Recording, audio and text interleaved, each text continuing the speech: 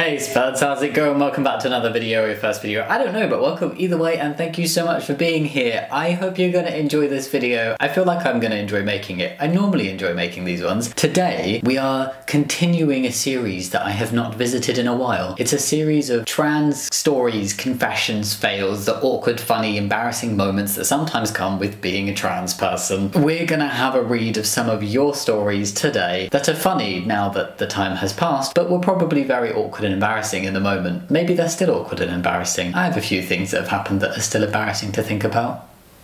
But yeah, I always really enjoy making these videos. I like having a light-hearted look at some of the trans experiences because a lot of it is quite heavy, a lot of it is very difficult, but sometimes there are just little joyful, little funny moments, little awkward moments that are also funny that can come out of it, and I like to look at those moments, the ones that aren't talked about as much. And yeah, I just hope this video can make you smile. That would be a win. But first, before we get into the video, I just want to pop in and say a big thank you and talk to you about today's video sponsor, Pride Counselling. I love Pride Counselling. I've talked about it on the channel before. It is a private online counselling service for the LGBTQ+ community that is also affordable and has financial aid available as well. There's a whole bunch of benefits to using Pride Counselling, and in my humble opinion, the tippy top, the best reason, the greatest thing about it is that you know you're going to get a counsellor that is LGBTQ+ supportive, accepting, and specialises in helping LGBTQ+ people. I know it can be a big fear for LGBTQ+ people, myself included, when you're approaching certain situations, including counselling, where there can be a lot of fear over whether you're going to be accepted or maybe there might be discrimination. But with Pride Counselling, acceptance is a given. It's also online counselling, which means no travel times. And you have a huge range of fully trained, licensed and accredited counsellors that you could be connected to. To sign up, all you need to do is go to pridecounselling.com/Jammidodger,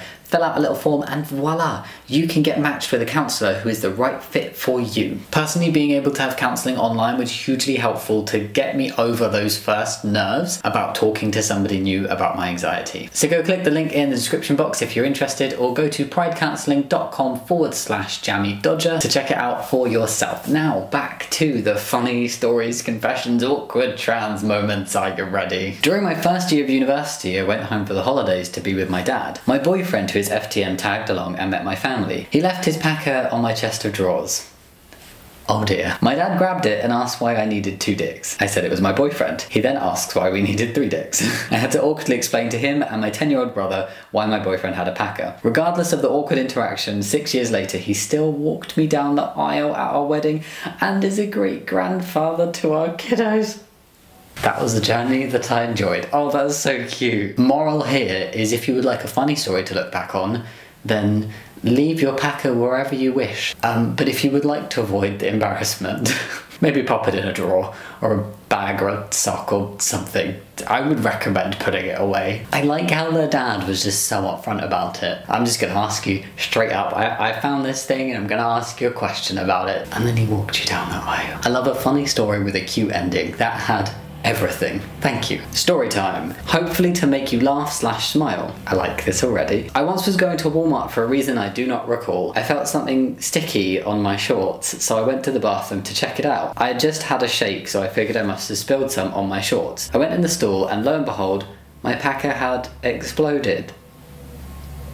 Your packer had exploded. The explosion. I had no clue what to do. I called my mum, who was also in the store, and had her buy me new shorts and boxers. Oh dear. Meanwhile, I tried to clean up what I could. It was so sticky, it wouldn't come off. I ended up having to literally take a shower in goo gone. I don't know what that is. It was awful, but now I have to laugh because of the explosion.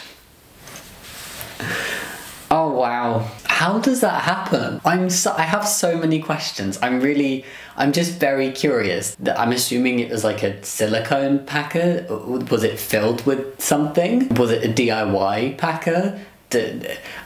How? And why did it have to do it when you were out? So typical. I'm just really trying to think about how a packer can explode. I have heard of people making DIY ones, like filling condoms with liquid and stuff, and they can explode. Oh. Hey, well, at least you got some new shorts and boxers. I was hanging out in the theatre department head's office, which was a popular hangout spot for people involved in theatre at my high school, and I mentioned something about my top surgery. I'm very open about my identity as a non-binary person, so I didn't think much of mentioning it, but the head of theatre was in the office and suddenly started asking me questions about my transition, most in relation to my body, which I wasn't comfortable with. I wouldn't be either. Example, he asked if I was going to start growing a beard since I had my breasts removed. I'm not on T. Oh, that's really awkward. I said I didn't want to answer them, and he replied, okay, I'll go ask trans guy involved in theatre, which wasn't what I meant to happen. I'm caught between remembering this moment as funny or uncomfortable. That sounds really uncomfortable. Rude. Oh, so you're not gonna answer my questions because you're telling me that I shouldn't be asking them, so let me just go try asking them to somebody else? No. Why did he need to know so badly? That's really strange and very uncomfortable. I'm glad that you see it as also partly funny, but wow. High-key inappropriate. I came out to my dad a few years ago. He's the most important person in my life, other than my now husband, then life partner.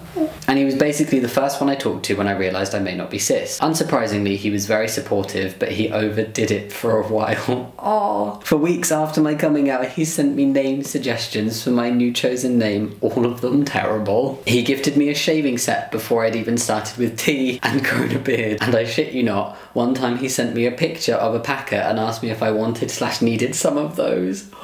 It's calmed down by now, but he's still very much the I love my trans gay son kind of dad, and I love him for it. I love him for it too. Oh. Sometimes over the topness can be a little awkward, but that's just so cute. It feels like he was so desperately wanting you to know that he fully supported you, that he was like, here are all the gestures. Even if you don't want them, I'm giving them to you. I like the packer one. Do you want one of these? Maybe I could buy you the set.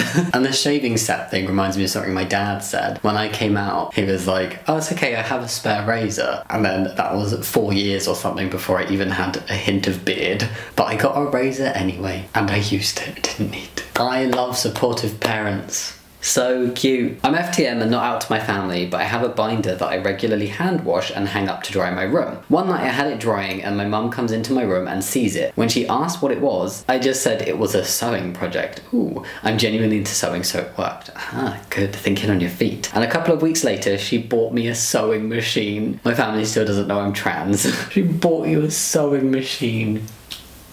Oh. Well, you know that she definitely supports your hobbies and interests. You have to come out when you feel ready to, so that's fine. See, your quick thinking got you a sewing machine. Nice. Have you taken on any sewing projects since? I want to know. I'm FTM and somehow I have the ability to confuse people about my gender over the phone. A few years ago, I was calling an apartment company to see if I could schedule a tour. After I introduced myself, as one does, the worker asked, what day would you be available to tour the place, sir? Then very quickly after, the worker tried to correct themselves to ma'am. Thankfully, I was confident enough to clarify, after it wasn't the first time or the last time this happened to me. I'm glad that you clarified. I used to have that as well, and I would kick myself if I didn't correct people, but sometimes it just feels really awkward. And then some people can act really awkward once you correct them or clarify things, and that just makes you feel even more awkward. My partner was dead named in several news articles about him. Oh, that sucks. I.e. local trans man, current legal name, formerly a woman known as dead name. It was pretty cringy to read. Wow. Oh, I hate that so much. I hate, like, there's such a fascination, particularly in like traditional media with like interviews, news articles, whatever, where it's like, so what's your dead name? What's your dead name? What's your birth name? Tell us. And they want to do the whole trans man called this, formerly called this. And it's like, no, that is not a name I go by. That is not a name I use. It's not a name anyone needs to know. Just call me by the right name, maybe, and have that be the only name you use. Oh, it frustrates me so much. Unless you're a trans person who has consented to that and you are comfortable with that, cool, but most of the time it's done through like pressure or research that they shouldn't be doing. But yeah, that was all the stories for today. They were cute, funny, awkward, some of them frustrating. I really like talking about and hearing some of the lesser discussed things that can happen when you're trans, experiences, emotions, things like that. I really love doing this little series, so obviously I will be back with more. If you like this video, think about giving it a thumbs up and subscribing if you want to, but no pressure. And yeah, as always, thank you so much for watching. I'll see you next time. Much love. Bye.